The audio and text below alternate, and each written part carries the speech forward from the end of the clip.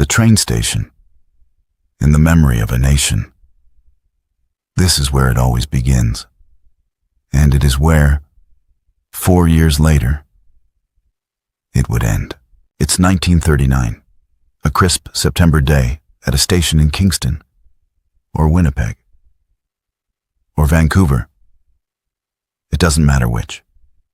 They are all the same. The platform is a sea of khaki uniforms, a blur of laughter and brave, brittle smiles. A brass band is playing something patriotic, but it's too loud. It feels wrong. She is there. We will call her Mary. She is 23 years old. She is clutching the arm of her husband. We will call him John. He is 24. He is handsome in his new, ill-fitting uniform.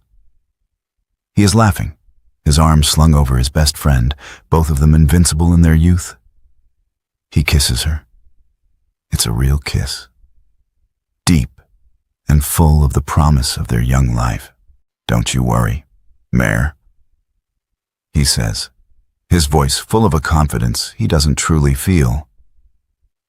"We'll sort that Hitler fellow out. I'll be home by Christmas."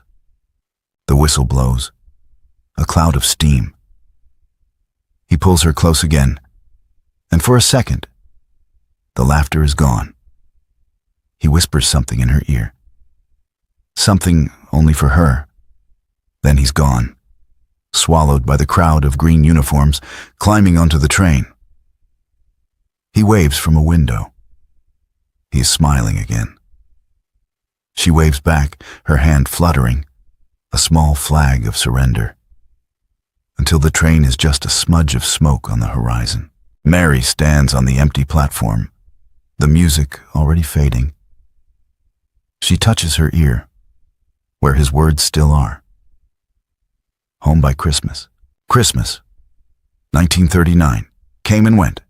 Then 1940, then 1941, and 1942, and 1943, and 1944. For 4.5 long, brutal years. Mary, and hundreds of thousands of Canadian women just like her, kept the home fires burning. They waited, they worked, they wrote, and they held on to a single, polished, perfect memory of the man who had waved from the window. They waited for that man to come home. They did not know that the man they were waiting for was already gone. Mary's world shrank, and then it expanded. The small apartment she and John had rented was now just hers. It was quiet. The silence was the loudest thing in it. John was in England, training. His first letters were full of adventure. The strange warm beer, the green fields, the funny accents. "You wouldn't believe this place. Mary, everything is so old. We are all fine. The boys say hello. I miss you terribly. I have your picture, the one from the lake, right here. I kiss it every night. Don't you worry." Mary worried. She got a job, like so many Canadian women. She walked into a place she had never been allowed before, the factory. She worked at the Dominion Arsenal, making shells. Her hands, which John had always called piano hands, were now stained with grease and calloused. She wore trousers. She learned to weld. She became, in her quiet way, a soldier on the home front. Her life was governed by two things: the factory whistle and the postman's. The mail was everything. It was air. It was proof that he was still alive. She and the other women, the war wives, would gather at lunch, sharing news. They formed a silent sorority. They understood the coded language of the letters. "He's fine" meant he's alive. "The weather here is active" meant the bombing is bad. Mary's entire life became an act of faithful preservation. She kept John's suit in the closet, brushed and ready. She kept his pipe and tobacco tin on the side table, right where he'd left them. She was not just waiting. She was holding a space. She was the custodian of the life they had shared. The apartment was a museum of a man who was, in her mind, perfectly preserved. She would read his letters, the old ones, over and over. She was in love with a memory. She was in love with the 24-year-old boy who had promised to be home by Christmas. The letters, creased and soft as old cloth, were her only connection. But the letters, she knew, were lying. They were what the censors let through. They were what he let through. They were not the war. John was not in England anymore.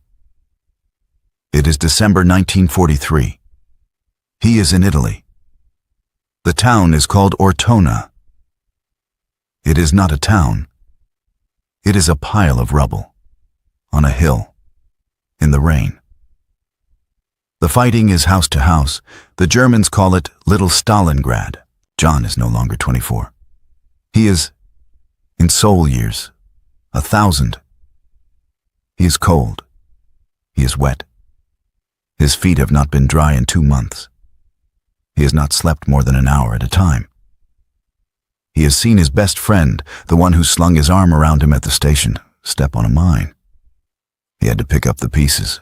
There is a thing called mouse-holing. The streets are death. So you fight through the houses.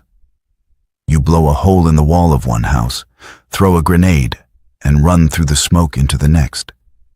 And in that house, in the dark, in the plaster dust, you meet another man. And you have 3 seconds to kill him, or be killed. This is John's life. It is not active weather. It is a constant, shrieking, pounding noise that gets inside your bones. It is the smell of cordite, and wet stone, and death. He has forgotten what silence sounds like. After a week of this, a switch flips in his brain. The John that Mary knows, the man who loved swing music, who was gentle, who made bad jokes, that man is a liability. That man cannot survive here. So, he is packed away. A new man takes his place. A man who does not feel. A man who does not think. A man who only survives. A man who is hard and silent and empty. The army doctors see it happening all the time. They have a name for it. Combat fatigue, or shell shock. They don't understand it. They think it's a form of cowardice or weakness. They tell the men to get a grip. John gets a grip. He pushes it all down. Deeper. The fear, the horror, the grief. He becomes a ghost, inhabiting his own body. And that night, sitting in a ruined church, by the light of a single candle, he writes a letter home. My dearest Mary, we are moving around a bit. The country is very old. The food is interesting. I am fine. The boys are fine. I miss you. Please, don't worry. All my love, John. Mary gets the letter. 2 months later, in the Canadian snow. She reads it. She feels nothing. The words are right, but the voice is gone. The letters used to be pages long, full of stories, of jokes, of him. Now, they are a paragraph, a pre-written script. I am fine. Don't worry. She looks at the handwriting. It's spikier, angry. It's as if the man writing it is holding the pen too tight. He hasn't asked about her job. He hasn't mentioned the lake. It is a letter from a stranger. Wearing her husband's name, she goes to work. She talks talks to the other wives. They have all seen it. "My Bill's the same," says one.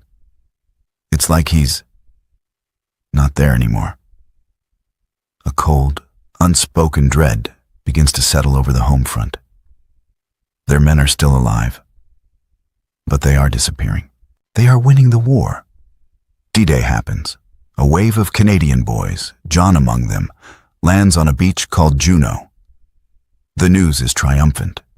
Paris is liberated. The papers are full of heroes. Mary is proud. She is terrified. And she is, in a secret place she cannot admit to anyone, desperately lonely. She feels herself losing him. The letters are now just postcards.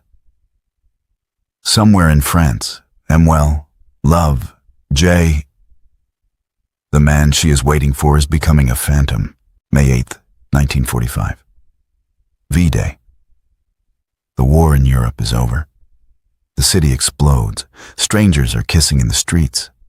The factory whistles shriek, not for a shift change, but for joy. People are dancing, crying, singing. Mary is among them. She is crying too. He's coming home, she whispers to herself. He's safe. He's finally coming home, but he doesn't. The war is over, but the silence from John continues. Days turn into weeks. The world is celebrating. But for the war wives, a new, agonizing wait has begun. The government calls it Operation Daddy, a logistical plan in cold military language for the mass repatriation of 250,000 Canadian soldiers. It will take months. This, for Mary, is the cruelest part.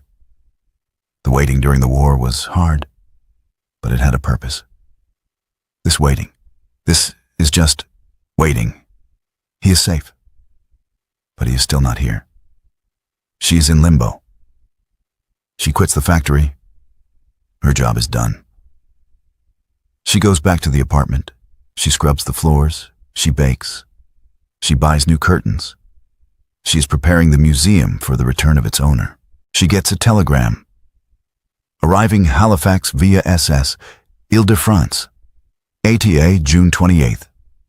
Will proceed by train to Toronto. Love, John. It is real. She faints. She spends the next 2 weeks in a blur. She buys a new dress.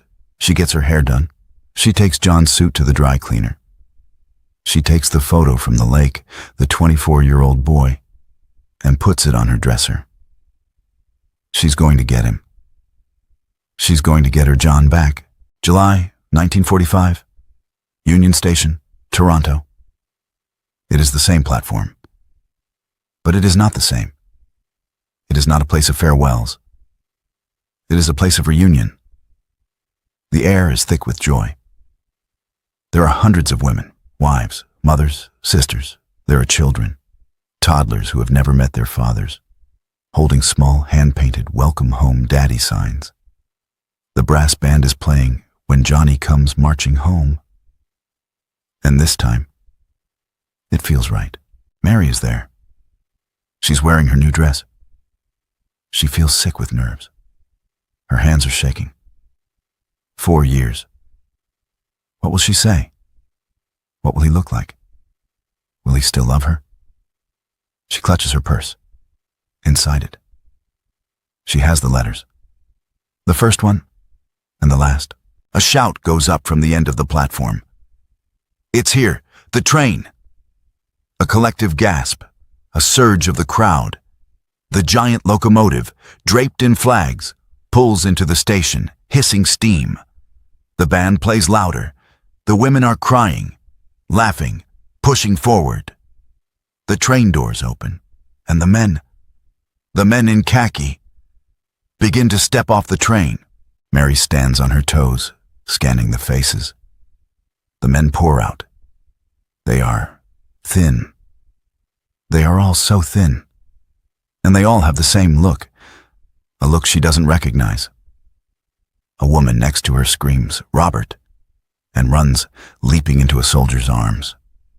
A small boy is lifted onto a shoulder. Mary keeps searching. John, John, and then she sees him. He is one of the last to get off. He is standing by the train door, holding a duffel bag. It is him. The shape of his face, his hair. But it is not him. He is not 24. He is 100. His uniform hangs on him, the fabric loose over his shoulders. His face is gaunt, and his eyes, oh God, his eyes. The boy who left had eyes that were bright and quick and full of jokes. This man, his eyes are flat, dull. They are the color of the gray Atlantic. They are not looking at anything. They are just looking. He sees her. He does not smile. He does not drop his bag. He just watches her, as if he's trying to place her, as if she is a face in a crowd. Vaguely familiar. John, she says, her voice a small, broken thing. She starts to walk, then run, towards him. John, I'm here. You're home. She reaches him and throws her arms around his neck, burying her face in his shoulder, smelling the wool of his uniform, and the faint, strange smell of a ship. He is stiff. He does not hug her back. His arms, after a long, terrible moment, come up and pat her, lightly, on the back. A polite gesture, the way you would pat a child. Mary pulls back, her heart a stone in her chest. She looks up into his face. John? He looks at her, and he says, his voice raspy, hello, Mary. And in that moment, the brass band, the cheering, the signs, it all fades to nothing. She's standing on a platform, holding the hands of a complete stranger. The realization is cold and sharp and absolute. The war, she understands, had not spared him after all. It had simply killed the part of him she knew. The man she had loved had not come home on the train. The first few weeks were a new kind of silence. A silence more profound than the one his absence had left. It was a silence that was present. A heavy, cold thing that sat at the dinner table with them. Mary had prepared for this. She had read the government pamphlets. Your veteran. How to help him readjust. The pamphlets were useless. They had tips on budgeting, on finding a job. They said nothing about the man who sat in the living room, in his old chair, for 6 hours, just staring at the wall. They said nothing about the nights. The first night, a car backfired on the street below. He was out of the bed, and under it, screaming, screaming. A sound she had never heard, a sound that was not human, before he was even awake. She had to coax him out. He was shaking. He didn't know where he was. He looked at her, his wife, with terror, as if she was the enemy. After that, Mary learned the new rules. You do not slam a door. You do not drop a pan in the kitchen. You do not touch him in his sleep. You do not ask him, what was it like? That was the first and biggest rule. You do not ask. He was a ghost in his own home. She had prepared for scars. She had been ready to be a nurse for his body. She had not been prepared for this absence. He was polite, he was kind. He would thank her for dinner. But he was not there. He could not hold a job. The noise of the city was too much. He could not be in a crowd. He could not, or would not, talk. The women, the sorority of wives, they talked, in hushed tones. He's the same.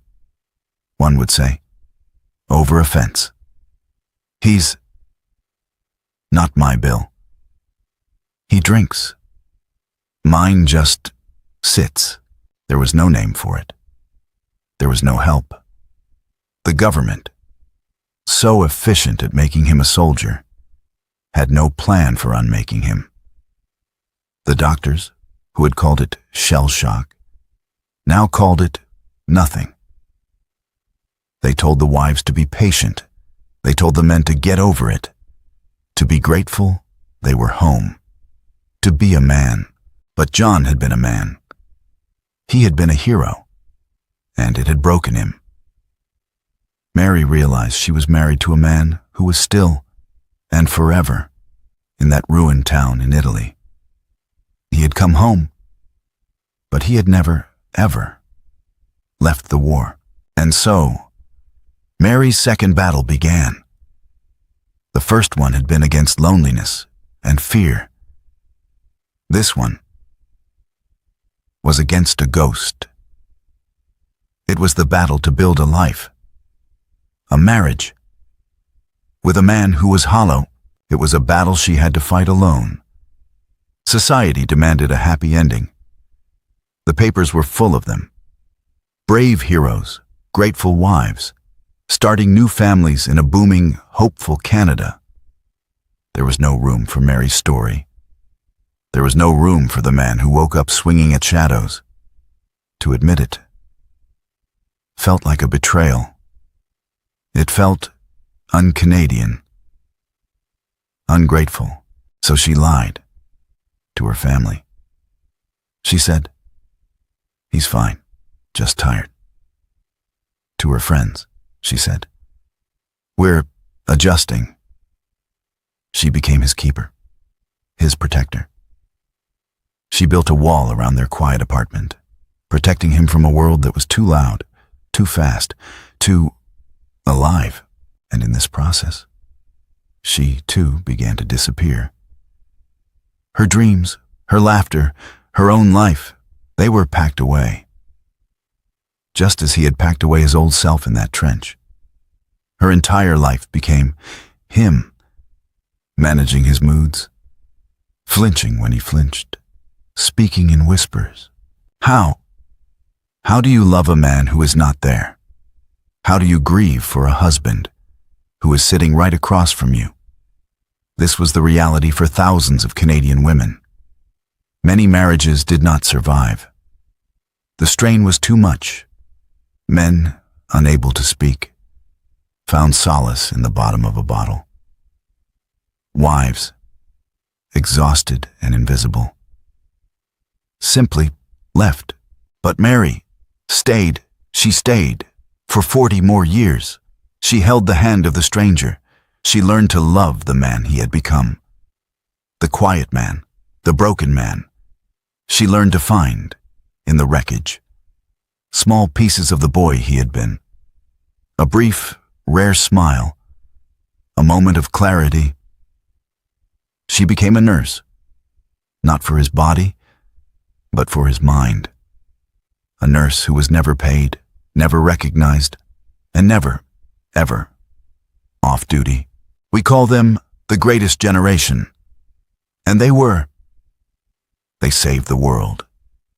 They built the modern Canada we know. But that greatness was built on a foundation of profound and unspoken sacrifice. It was built on the battlefields of Europe. And it was built at the quiet dinner tables, in the apartments, in the homes. Back in Canada, it was built by the men who came back, but left their souls behind. And it was built by the women who waited for them. The women who stood on those platforms, in their new dresses, and felt their hearts break, and then picked up the pieces and got on with it. They were the silent veterans, the ones who fought the second, longer war, the war against the invisible wound. The train stations are quiet now. The steam engines are gone. But the story Their story echoes. It is the story of the true cost of war. It is not measured in medals, or in territory, or in headlines. It is measured in the silence of a man who cannot speak, and the silence of a woman who, in her infinite, heartbreaking strength, learns to understand it.